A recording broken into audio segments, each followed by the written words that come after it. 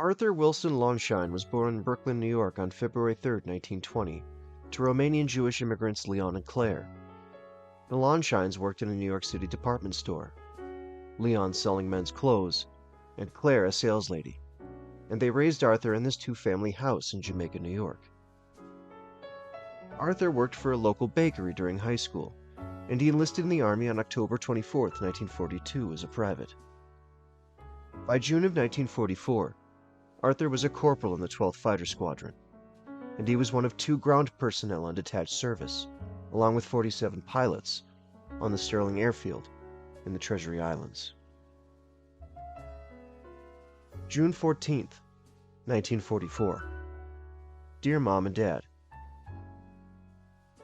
I went to the movies tonight and saw the best picture I've seen in a long time. Lost Angel with 6-year-old Margaret O'Brien. It really was the first movie in a long time that put tears in my eyes. I didn't do too much today except the usual thing. My job is to drive the gasoline truck to the line and fill the plane tanks up. Very dull.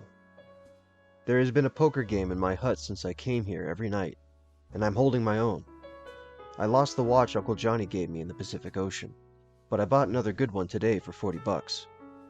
A little steep, I suppose, but out here it's a bargain. I've just finished my beer ration, the last drop right now. We rationed 8 bottles a week of beer, and 6 bottles a week of Coke. Beer is a valuable medium of exchange here. I've just seen the name on the field here. You'll die when I tell you the name. It's Tojo Eat Shit. How about that? Well, so long until tomorrow. I love you, your son, Artie. After leaving the Army, Arthur attended law school. He became a practicing lawyer in 1950, and this humorous news article from the September 22, 1961 edition of the Daily News is worthy of mention. Pointer keeps pointing at lawyer. An astonished lawyer in Queens County Court, Kew Gardens, yesterday found himself defending not only 2 men accused of a gas station robbery, but himself as an alleged accomplice in the stick-up. The hold-up victim, General Cox, 49, who surrendered $300 to 4 robbers on August 8, 1960, in a station at 9821 Rockaway Boulevard, Ozone Park, where he was an attendant, was asked if he could identify any of the robbers. He rose and pointed to the 2 men on trial, John Licari, 21, of 1033 Wyckoff Avenue, Ridgewood, Queens, and Joseph P. Sanfilippo, 22, of 71 Wilson Avenue, Brooklyn.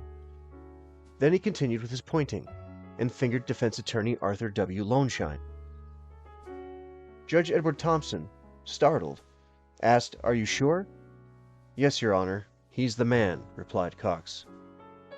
Slowly, Lonschein rose and declared he could prove his innocence of the crime, because on the robbery date he was confined to Flushing Hospital with severe burns suffered in a boat explosion. Embarrassed, Assistant District Attorney Howard D. Stave asked for a recess and a conference of both sides at the bench. The upshot was an announcement that the prosecution would accept guilty pleas by both defendants to petty larceny in place of the felony robbery indictment.